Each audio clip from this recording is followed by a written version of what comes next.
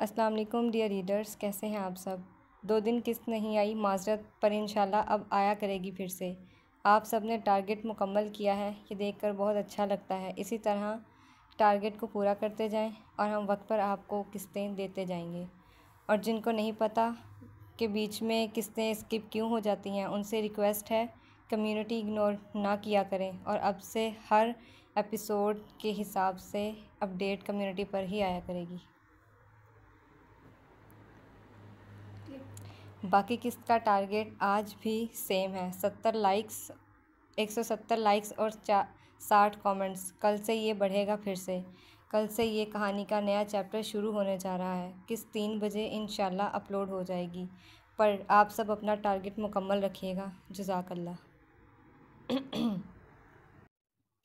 दिल Raqsam episode 13 part 6 by Saleha Iqbal. यहाँ क्या कर रही हो तुम? ज़यान हैरानगी से पूछता है और पूछते हुए अलीज़े को बाहर निकलने में मदद करने के लिए उसकी तरफ हाथ बढ़ाता है। लाला।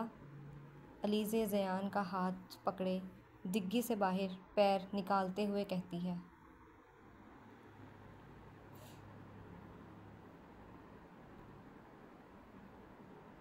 क्या लाला, यहाँ क्या कर रही हो तुम? और अमाया कहाँ है? तुम्हारे साथ थी ना वो? ज़यान के चेहरे की तरफ देखते हुए पूछता है। हम तो जाने मन से मिला ही नहीं। अलीज़े डिग्गी में पैर लटकाए बैठते हुए सर पर दुपट्टा ठीक करते हुए कहती है। क्या मतलब? वो तो आते ही तुम्हारे साथ थी ना, तुम्हारे कमरे में? ज़यान तजस्सुस भरी निगाहों से अलीज़े के चेहरे को बागौर देखते हुए पूछता है। नहीं, हम तो जाने मन से मिला ही नहीं। हम तो पिछले 20 मिनट से यहाँ छुपा हुआ है। अलीज़े सर उठाए कहते कहते अपनी सांस रोके अपना सर झुका लेती है। क्यों छुपी हो तुम यहाँ? ज़यान नॉर्मल नरम से अंदाज में पूछता है। क्योंकि हमको भागना है यहाँ से। पागल हो गई हो? रुखसती है तुम्हारी, अंदर तुम्हें सब बुलाने वाले हैं। अलीज़े की बात काटे गुस्से में ज़यान बोल पड़ता है। हम पागल ही था, वो बचपन में इस जिन से कबूल है बोल दिया था। अगर पता होता वो असल में किया है, वो हम कभी उनसे बात भी ना करता। अलीज़े डिग्गी से बाहर निकलते हुए कहती है। ऐसा भी क्या है वो जो रुखसती से ही भागने के चक्रों में हो तुम? अलीज़े के चेहरे की तरफ हैरान कुन नज़रों से देखते हुए पूछता है। वो अच्छे पुलिस वाले नहीं हैं, वो गलत हैं, वो गंदे हैं, वो लोगों की जान लेते हैं गुस्से में। अलीज़े अपने हाथों में लहंगा मजबूती से खींचते हुए ज़यान की आंखों में देखते हुए कहती है। मतलब तुमने उसे ये सब करते देखा? ज़यान अलीज़े के डर को महसूस करता पूछता है। अलीज़े सर हिलाते हुए नज़रें झुकाए जवाब देती है। मैंने उनको 5 लोगों को एक साथ मारते हुए देखा है लाला। वो मुझे भी मार देंगे और अच्छे बस बनते हैं, वो अच्छे नहीं हैं। कहते हुए अलीज़े की आंखों में नमी भरने लग गई थी और ज़यान की आंखों में हैरानगी।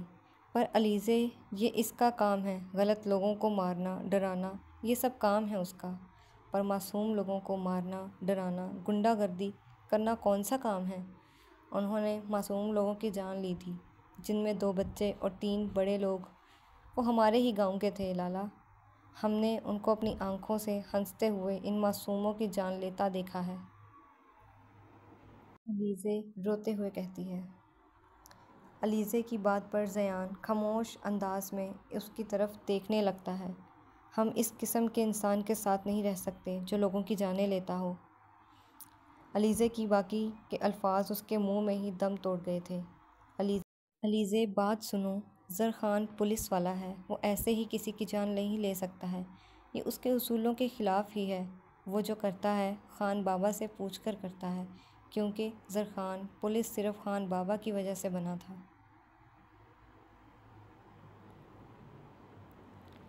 इसलिए ख़ान बाबा ने ही उन्हें कहा होगा, तुम रिलैक्स हो जाओ, टेंशन मत लो, ज़रख़ान गलत इंसान नहीं है। ज़यान खुद गहरी सांस लेते हुए ख़ुद को पुरसुकून करता पुरसुकून अंदाज में अलीज़े को समझाता है। आपको लगता है लाला कि हम अभी भी बच्चा है, हमें किसी चीज़ का अकल नहीं? अलीज़े नम आँखों से ज़यान के चेहरे की तरफ देखते हुए पूछती है। हमज़र ख़ान लाला को बचपन से जानता है। हम उन्हें जिन इसलिए नहीं कहता है कि वो गुस्सा वाला आदमी है, वो हमें डराता है, डांटता है। वो वाकई में ही जिन जैसा है, जो दूसरों की जान लेने से पहले सोचता तक नहीं। और हमें एक ऐसा शख्स अपनी ज़िंदगी में नहीं चाहिए। हमें उनका बीवी ज़रूर है, पर हम उनका बीवी कभी नहीं बनेगा। हमको नफ़रत है ज़रख़ान लाला से, और हमेशा हम उनसे नफ़रत ही करेगा, चाहे हम रुखसत होकर उनके घर चला जाए या यहाँ से भाग जाए, पर हम उनसे हमेशा नफ़रत करेगा। अलीज़े ज़यान की आंखों में देखते हुए कहती है।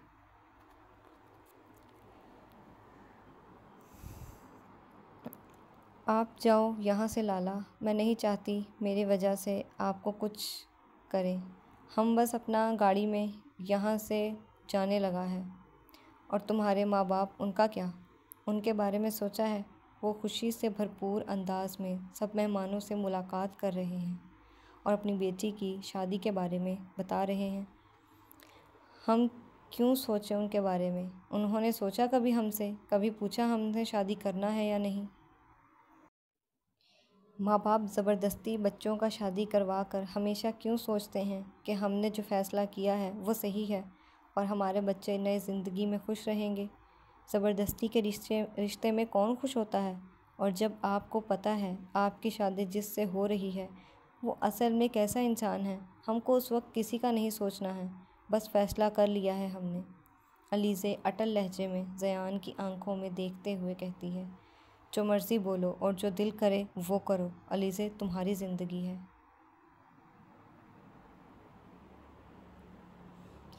और ख़ान बाबा ने हमें यही सिखाया, आज़ादी मर्द और औरत की बराबरी की होती है।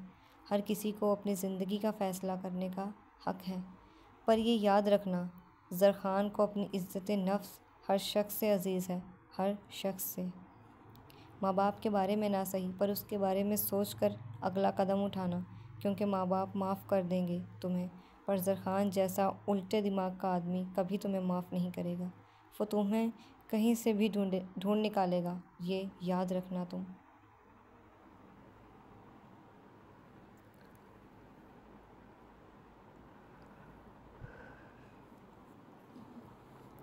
ज़यान अपने आखिरी अल्फाजों पर ज़ोर देते हुए कहता है और कहते अलीज़े को छोड़े वो वापस अपनी हवेली की तरफ बढ़ने लगता है।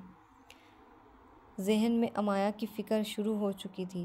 वापस हवेली में आए वो ग्राउंड में हर तरफ नज़रें दौड़ाते हुए आरिश को ढूंढने की कोशिश करता है, पर आरिश अचानक से ही हवा की तरह गायब हो गया था, नज़र ही नहीं आ रहा है।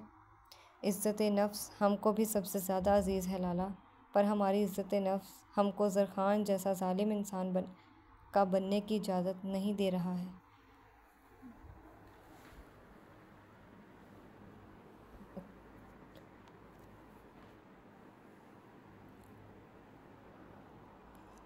अलीज़े ज़यान को अंदर जाता देख कहती है और ख़ुद भी गहरी सांस लेते हुए अपना लहंगा हाथ में पकड़े हवेली के पिछले हिस्से की तरफ बढ़ती है, जहां उसने अपनी गाड़ी पहले ही पहुंचवा दी थी।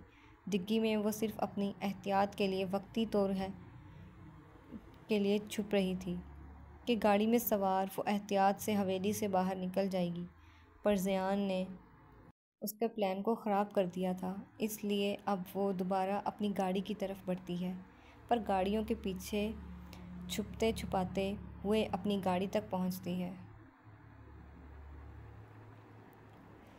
अपनी गाड़ी को सामने देख वो पुरसुकून सी गहरी सांस मुस्कुराते हुए लेती है और गाड़ी की तरफ बढ़ती है। गाड़ी का दरवाज़ा खुलते ही उसे किसी के कदमों की आवाज़ सुनाई देती है, जिसे सुनते हुए मुड़कर देखने से पहले ही अलीज़े की सांसें अथल पथल हो गई थीं। वो किन कदमों की आहट थी वो अच्छे से जो जानती थी। भाई कहाँ गए आप? अमाया फिर गुम गई है।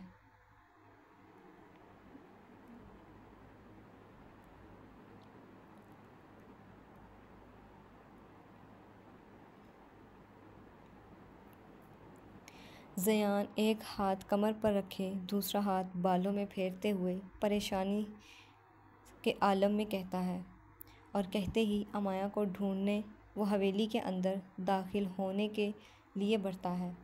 ज़यान अपने अतराफ़ में देखते हुए परेशानी में आगे की तरफ बढ़ता जा रहा था कि बिना सामने की तरफ देखे वो ब्लैक कलर के लॉन्ग घेर वाली बिल्कुल सिंपल सी फ्रॉक पहने हुए, हाथों में लाल सुर्ख गुलाब की पंखुड़ियों की फूलों से भरी हुई प्लेट लिए हवेली से बाहर निकलती लड़की से टकरा जाता है।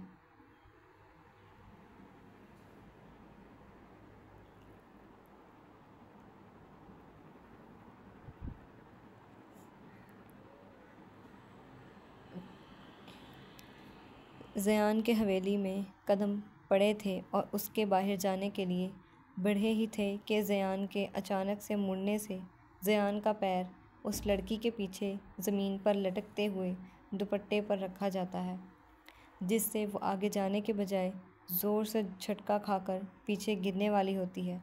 लड़की सर के बल ज़मीन पर गिरती उससे पहले ही ज़यान उसे अपना बायां हाथ उस लड़की की कमर पर रखे उसे गिराने से बचा लेता है। लड़की को वो बचा लेता है, पर उसके हाथों में पकड़े हुए फूलों वाली प्लेट सीधा हवा में उड़ती हुई उन दोनों पर फूल बरसाने लगती है।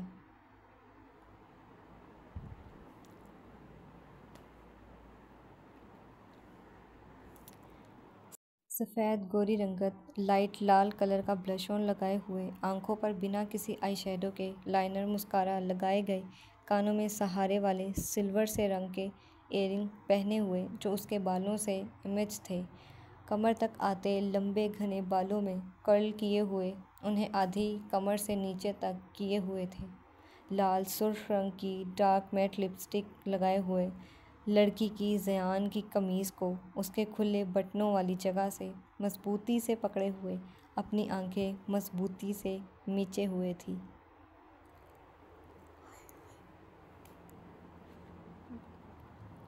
जबकि ज़यान अपनी आंखें खोले हुए अपने हाथ के वज़न पर खड़ी लड़की को बगौर देख रहा था। देख कर नहीं चल सकती हैं क्या मोहतरमा? ज़यान बेजारियत वाली गहरी सांस लेते हुए गुस्से में कहता है। नज़र शायद आपको नहीं आता है, आप मेरे दुपट्टे पर चढ़े हैं तभी मैं गिरी हूँ। ज़यान की आवाज़ पर लड़की जल्दी से खुद को कंपोज करती उससे दूर हुए सीधी होकर उठ खड़ी होती है। तो इतने लंबे लंबे दुपट्टे क्यों लेती हो? आप लोग, बंदा खुद तो गिरे साथ दूसरों को भी ले गिरे।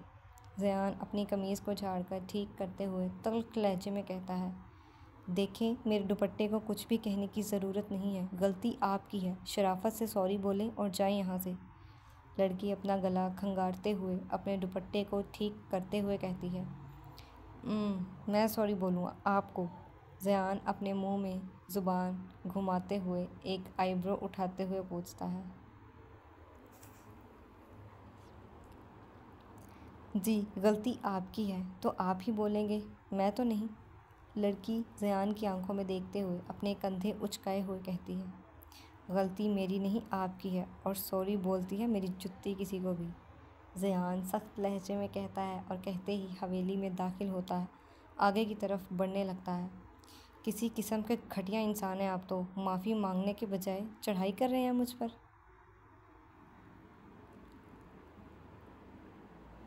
ज़यान को खुद को क्रॉस करता देख लड़की अपना एक हाथ कमर पर रखते हुए कहती है, और कहने के साथ साथ दूसरे हाथ से ज़यान की बाजुओं पकड़े उसके कदमों को रोकती है।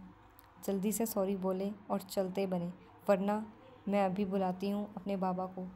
ज़यान की आंखों में आंखें डाले कहती है, मैं तो डर गया हूँ, देखो काँप रहा हूँ मैं डर के मारे, धमकियाँ किसी और को देना बीबी। अपना बाजू छुड़ाते हुए तल्ख लहजे में कहता है, और कहते हुए मुकम्मल रुख अपना लड़की की तरफ मोड़े उसकी आंखों में देखते हुए अपने हाथ की मुट्ठियाँ भींचने उसकी तरफ बढ़ने लगता है। हम खान हैं, धमकियों से डरते नहीं हैं, अलबत्ता हमारी धमकियों पर सामने वाला सांस लेना ज़रूर भूल जाता है, और इस वक्त आप मुझे मजबूर मत करें कि मैं आपसे इसी लम्हे आपकी सांसें छीन लूँ। ज़यान सांस खुश्क कर देने वाली, खौफ दिलाने वाली नज़रों से देख कहता है और कहते मुड़कर उसी पल दूसरी मंजिल का रुख करता है। आजकल की सब लड़कियों के दिमाग 7वें आसमान पर पहुंच गए हैं, चाहे मेरी बहन हो या ये लड़की। हद है। ज़यान मुँह ही मुँह में बड़बड़ाते हुए कहते हुए दूसरी मंजिल पर चढ़ता है। पागल आदमी, लड़की ज़यान को जाता देखकर कहती है और कहते ही बाहर जाने के लिए मुड़ती है कि सामने से दूसरी लड़की अचानक से आती है, जिसे देखकर लड़की की चीख बुलंद आवाज़ में लगती है।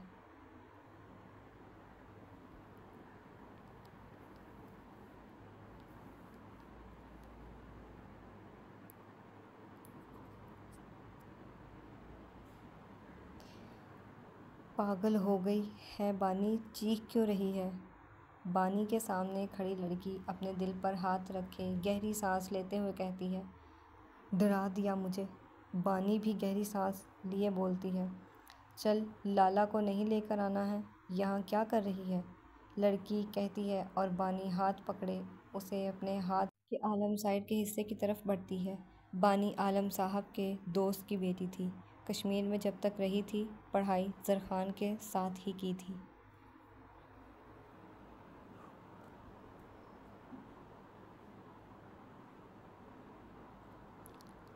उसने फिर उसकी अच्छी तालीम के लिए बानी की माँ उसे लिए बाहर के मुल्क में शिफ्ट हो गई थी। अफजल ख़ान की शादी का हिस्सा बनने के लिए वो 12 साल बाद वापस कश्मीर अपनी अम्मा के साथ आई थी। हवेली के पिछले दरवाजे से अंदर बाहर तकरीबन 77 लोग खड़े होते हैं। 7 अंदर आए थे और 7 ही बाहर खड़े हुए थे। बाहर वाले बाहर की पहरेदारी कर रहे थे और अंदर वाले अदा को ढूंढते हुए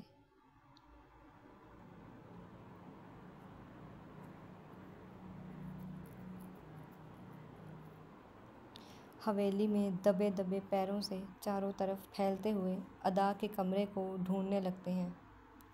कौन सा कमरा है उस साईं का? एक आदमी अपने सामने से गुजरते हुए आदमी से पूछता है। हमको क्या मालूम, हम उनके घर आकर पार्टी थोड़ी करता है। ढूंढो, मिल जाएगा। अपने अतराफ़ में देखते हुए तल्ख लहजे में कहता है। तुम ज़्यादा बातें मत करो। पता है न शेडो किंग ने कहा था, बस अदा बाई को मारना है और किसी को नुकसान नहीं पहुंचाना है।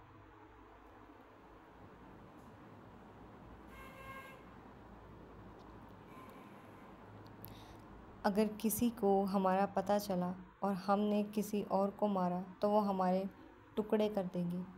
पहला आदमी अपने बाकी के आदमियों को देखते हुए कहता है। हाँ हाँ, पता है। हमको उस तवाइफ को मारना है। हमने बस अगर उसका नहीं मारा तो हम सब मरेगा आज रात ही। तो तुम लोग फिर अपने मरने की तैयारी करो, क्योंकि अदा बाई आसानी से न हाथ आने वाली न मरने वाली चीज़ है। अदा अपने आप को साड़ी से आज़ाद किए किचन में पहुंच चुकी थी। फ्रिज में एक बॉक्स में पड़ी खीर का डब्बा उठाए वो अभी खाने ही लगी थी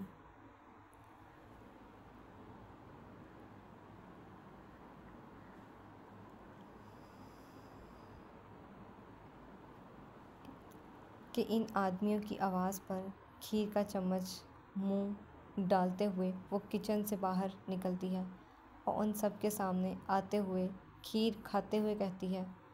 अदा बाई आ गई है, ये मारो इसको। आदमी कहते हैं और सब उस पर गन तान लेते हैं। तुम लोग कौन हो? अदा आगे की तरफ पुरसुकून से अंदाज में बढ़ते हुए पूछती है। यहाँ हम तुमको मारने आए हैं। आदमी गन ताने हुए अदा की तरफ बढ़ते हुए कहता है।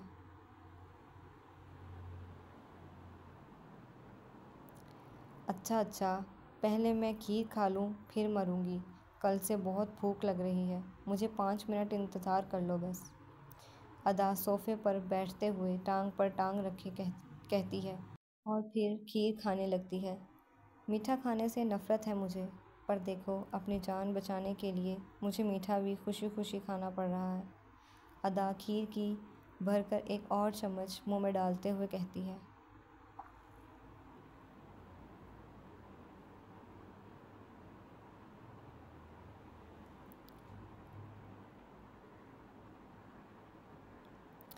अदा की बात पर सारे आदमी अपनी अपनी गर्दनें नीचे किए बेजार वाली गहरी सांस लेते हैं और एक दूसरे को देखते हैं। पागल है क्या ये?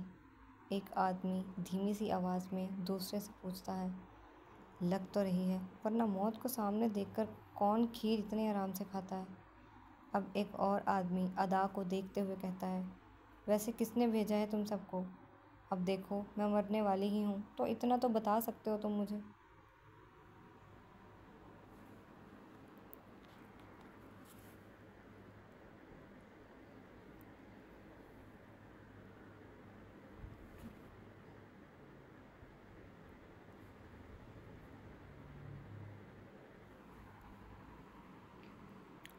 अदा मुस्कुराते हुए सब आदमियों के सामने खड़े आदमी को, जो अपना चेहरा मुकम्मल तौर पर छुपाए हुए था, उसकी तरफ देखते हुए पूछती है, हम क्यों बताएं? तुम जल्दी खाओ, हमने तुमको मारकर वापस भी जाना है। आदमी गन से खीर के डब्बे की तरफ इशारा करते हुए कहता है, हाँ तो खा रही हूँ। मैं बता दें, आप भी अदा की मौत की दास्तान लिखने वाला एक काबिल राइटर कौन है? और मुस्कुराते हुए बड़ी बड़ी आंखें किए पूछती है।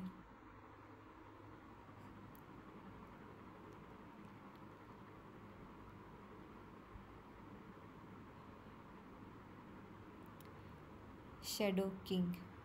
आदमी के पीछे से दूसरा आदमी कहते हुए आगे की तरफ कदम बढ़ाते हुए कहता है, शैडो किंग? अदा धीरे से नाम दोहराती है। लानत तुम सब पर भी और तुम्हारे उस शैडो किंग पर भी। एक लड़की को मारने के लिए उसने इतने सारे लोग भेजे हुए हैं। अदा गंदा सा मुंह बनाते हुए कहते हुए ज़ोर से खीर का डब्बा टेबल पर रखते हुए उठ खड़ी होती है। क्या मतलब है तुम्हारा? एक आदमी गन नीचे किए गुस्से में पूछता है।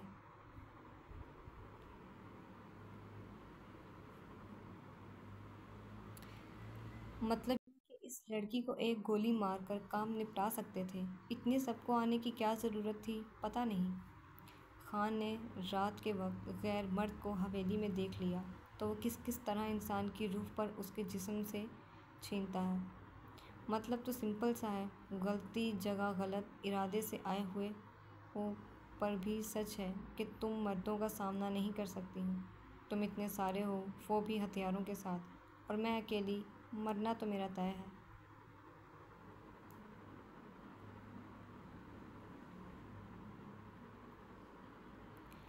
अब जब मैं मरने ही लगी हूँ तो क्यों ना खुली फिज़ा में आखिरी सांस लूँ। मैं अदा अफसुर्दगी से सर झुकाए कहती है, हम बाहर चलें। खान ने फ़ोन देख लिया तो मसला हो जाएगा, मेरे लिए, आप सब के लिए। मैं तो तब तक मर चुकी होंगी, आप सब फिर किसके हाथों की तरह मरे होंगे।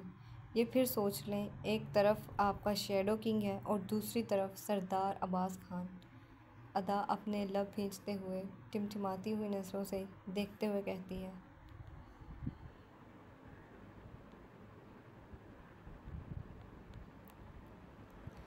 ये सही कह रही है, शैडो ने मना किया है। वैसे भी कुछ करने से तो मसला खड़ा हो जाएगा। पीछे खड़ा आदमी आगे वाले के पास आते हुए खुसफुसाते हुए कहता है, ठीक है, ले चलो इसे बाहर। आगे वाला हुक्माना अंदाज में कहता है, आप लोग रुके, मैं खुद चलती हूँ।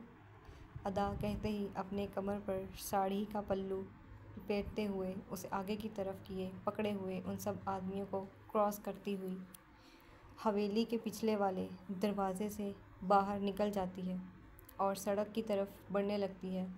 अंदर बाहर सारे लोग अदा के पीछे पीछे अपनी गन अदा पर ताने हुए चल रहे थे। अब बताएं, कौन मारेगा मुझे? खाली सुनसान सड़क के बीचों बीच खड़ी हुई उन्हीं आदमियों को गाड़ी के सामने खड़ी होकर अपनी कमर पर हाथ बांधते हुए मुस्कुराते हुए पूछती है, ये सच में पागल है क्या? कितने सुकून से मरने के लिए जा रही है ये।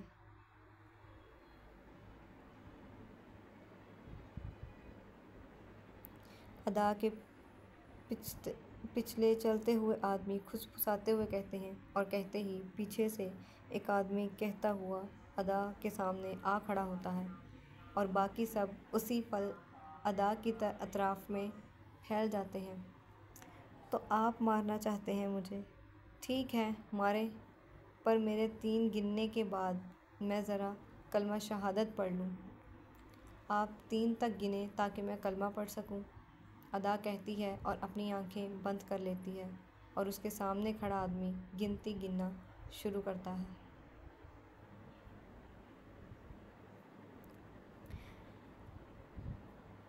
1, 2। आदमी ने 2 ही बोला था कि गोलियों की आवाज़ें नहीं थीं, पर आसमान पर चमकती हुई बिजली की तरह रोशनी नज़र आने लगती है। 3। आदमी 3 बोलने लगता है और अदा की तरफ बढ़ता ही है कि उतने में अदा के अतराफ में खड़े हुए जितने भी आदमी थे, सबके सब मुंह के बल ज़मीन बोस होने लग गए थे। इन सबको देखते हुए अदा के सामने खड़ा आदमी हैरान हक्का बक्का सा खड़ा अपने अतराफ में देखने लगता है कि गोलियां अचानक से कहाँ से चली हैं। 3। बॉम्ब। अदा आदमी की तरफ एक कदम बढ़ाते हुए कहती है और कहते ही कहकहा लगाकर हंस पड़ती है। लड़की समझकर कमज़ोर समझा क्या? अदा अपनी साड़ी कमर से हटाते हुए उसे वापस पेट पर बांधते हुए हंसते हुए कहती है, ये ये क्या है? आदमी बौखलाते हुए अंदाज में अपने अतराफ में देखने की कोशिश करते हुए कहता है कि गोलियां कहाँ से चली हैं, पर घुप अंधेरे में उसे कुछ भी नज़र नहीं आता है।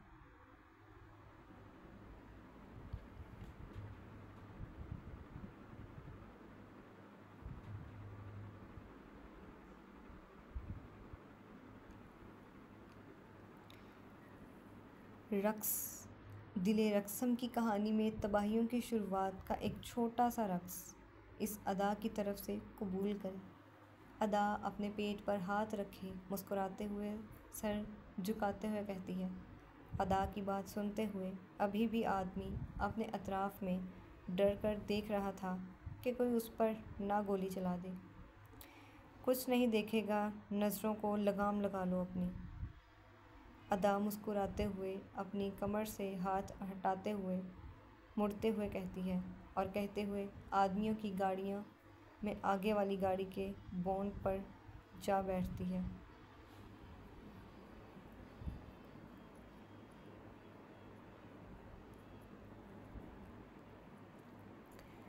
तुम लोगों को सच में लगता है कि अदा को मारना इतना आसान है, जो तुम लोग इतनी आसानी से यहाँ तक पहुँच गए? भूल गए थे क्या मैं कौन हूँ? मैं सिर्फ अपने रक़्स से ही मर्दों के होश उड़ाने वाली नहीं, बल्कि अपने लफ्ज़ों से भी उन्हें कहीं का नहीं छोड़ती हूँ।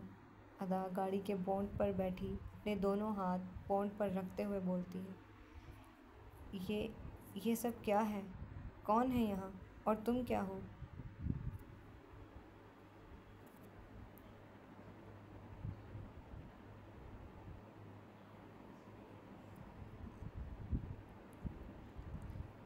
आदमी अपने कदमों को फर्श पर रगड़ कर आगे की तरफ उठाते हुए पूछता है,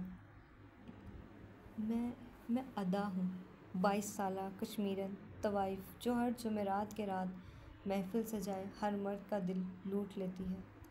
अदा चेहरे पर फ़ख्रिया तासुरात सजाई कहती है, हम जानते हैं, तो असल में तवाइफ नहीं हो तुम। एक पुलिस का नाम मत लेना, नफ़रत है मुझे पुलिस वालों से। उनसे नाम जोड़कर मेरी ऐसी की तैसी मत करो।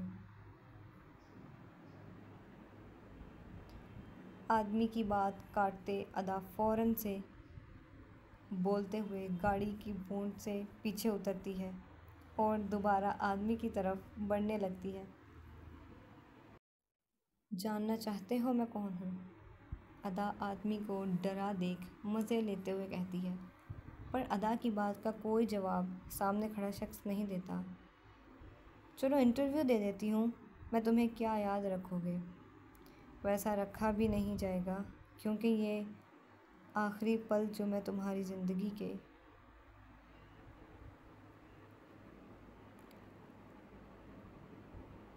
मैं अदा वल्द्रम हूँ, ईरानी हुकूमत की तरफ से भेजी हुई एक लड़की, पर जिसमें पुलिस नहीं, ना ही कोई इंटर एजेंट हूँ। मैं ईरानी हुकूमत के जेल में कि एक कैदी हूँ जिसने 13 साल की उम्र में कत्ल किया था, जिसकी 3 साल जेल में सज़ा काटी है। मैंने फिर 4 साल से मुझे ईरानी हुकूमत ने रिहाई के नाम पर अपना ग़ुलाम बना लिया। 1 साल मुझे ट्रेनिंग दी, हर किस्म का हथियार और हाथ इस्तेमाल करने के काबिल बनाया। अब मेरी ज़िंदगी और रिहाई इनकी मोहताज है। और अब 8 साल हो गए हैं मुझे इनके लिए काम करते हुए, जिसमें मैंने अनगिनत लोगों की जानें ली हैं। लेकिन अदा छोटे छोटे कदम उठाए आगे की तरफ बढ़ते हुए अपने बारे में बताती है। लेकिन अब मेरा उनके लिए काम करने का इरादा बदल गया है। अब एक ही इरादा है मेरा, और वो खान को अपना बनाना है। उसके लिए जल्दी मरना तो अच्छा नहीं रहेगा, और तुम्हारा ज़िंदा तुम्हारे शैडो किंग को बताना तो पड़ेगा।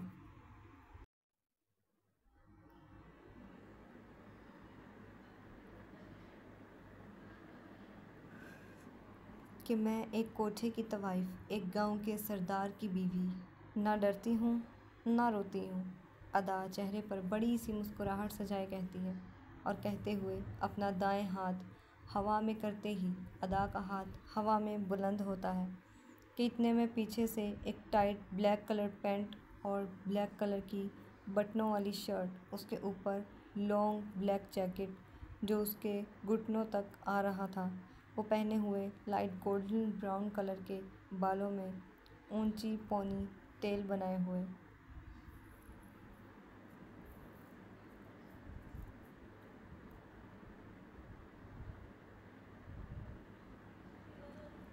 हाथ में गन पकड़े, स्याह आंखों में अलग सी चमक सजाए हुए लड़की अदा की तरफ बढ़ती है।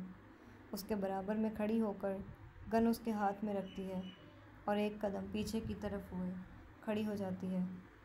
अदा के हाथ में जैसे ही गन आती है, वो सामने खड़े आदमी के दिमाग के बिल्कुल बीचों बीच निशाना बांधती खड़ी गहरी सांस लेती है। आजकल इंसान बनकर रहने का मूड था, पर तुम कुत्ते की दुम मुझे पुरसुकून होकर रहने नहीं दोगे।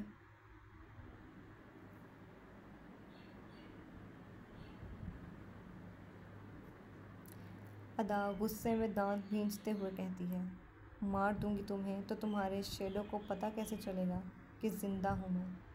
अदा को कूल्ड अंदाज में आदमी के डरे हुए चेहरे की तरफ देखते हुए कहती है, बाजुओं और टांग पर फायर कर दो, अदा किसी काबिल नहीं रहेगा ये। लड़की धीमी सी आवाज़ में कहती है, और अदा उसी पल गन उसकी टांग की तरफ गोली चलाने लगती है। पर आदमी उल्टे पैर वहाँ से दौड़कर अदा को क्रॉस करता हुआ अपनी गाड़ी की तरफ जाता है। गाड़ी में सवार वो अपने ही ज़मीन बोस हुए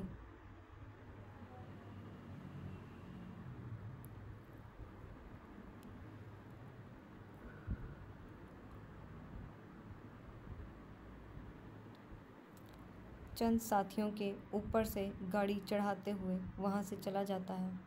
अदा आदमी को जाता देख गहरी सांस लेते हुए ज़मीन पर कुचले आदमियों को देखने लगती है। ये सब साफ करवाओ, इससे पहले कोई देख ले। अदा गन वापस अपने पीछे खड़ी लड़की की तरफ देखते हुए कहती है, और कहते ही अपने कदम वापस हवेली की तरफ बढ़ाती है। ओए, नाराज़ हो अब तक? गन पीछे की तरफ अपने कोट के नीचे की तरफ पैंट में लगाते हुए कहती है,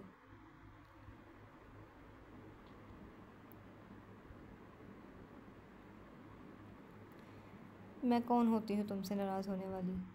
अदा बिना मुड़े बिना रुके कहती है, तुम्हारी क्राइम पार्टनर, इससे बढ़कर कोई रिश्ता हो सकता है हमारा? आर्यान अमाया को लिए अपने बंगले पर पहुंच चुका था, जहां शेरोज़ बाहर ही खड़ा उसका इंतज़ार कर रहा था। गाड़ी बंगले के दरवाजे पर पार्क करता गाड़ी से बाहर निकले अमाया की तरफ बढ़ता है, जो अपने हाथों में सीट बेल्ट मजबूती से पकड़े हुए होते हुए आर्यान को अपनी तरफ आता देख रही थी। बाहर आओ। गाड़ी का दरवाज़ा खोले आर्यान अमाया को रोता देख नरम लहजे में कहता है, मुझे नहीं आना है अंकल, मुझे घर वापस जाना है। अमाया रोते हुए धीरे से कहती है, कल निकाह है, बात चली जाना, आखिरी बार मिल लेना, फ़िलहाल कहीं नहीं जाओगी तुम। आर्यन कहते ही गाड़ी के अंदर झुककर अमाया की सीट बेल्ट खोलता है।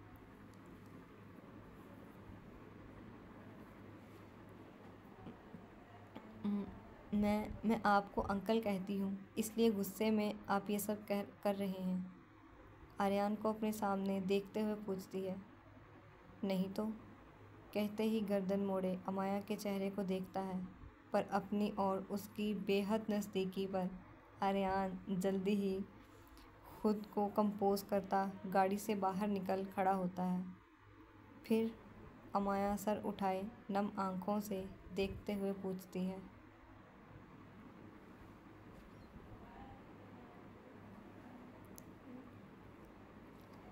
मुझे तुम पसंद आ गई हो, बताया तो है।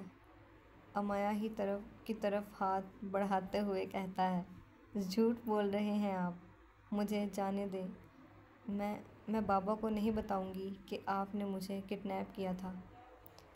आर्यन का हाथ झटकते हुए कहती है। तुम्हें बताने की ज़रूरत भी नहीं है, हमारे निकाह का गवाह वही बनेगा। अपने हाथ को देखते इसमें कहता है। क्या मतलब है आपका? अमाया हैरानगी से पूछती है। वही जो तुम समझ रही हो मेरी जान, आर्यन कहते ही झुककर अमाया को अपनी बाहों में उठा लेता है। मतलब ये मेरी रेड रोज़, एक बार तुम्हें राज़ी कर लूँ, तुम्हारे बाप को उठवाना मुश्किल काम नहीं है मेरे लिए। बंगले के अंदर का रुख करते हुए कहते कहते रुक कर अमाया के चेहरे पर डर के एक एक नकूश को बगौर देखते हुए कहता है, और कहते ही अपना रुख वापस बंगले की तरफ करके अमाया को बाहों में उठाए वो बंगले को अपने रंग में रंगे अपना दायां कदम अंदर की जानिब रखे आगे बढ़ता है, और हाल से शेरोज़ को एक सरसरी सी नज़र देखते हुए आर्यन सीढ़ियों की ऊपर दूसरी पर मंजिल पर बिना आर्यन अपने कमरे का रुख करता है।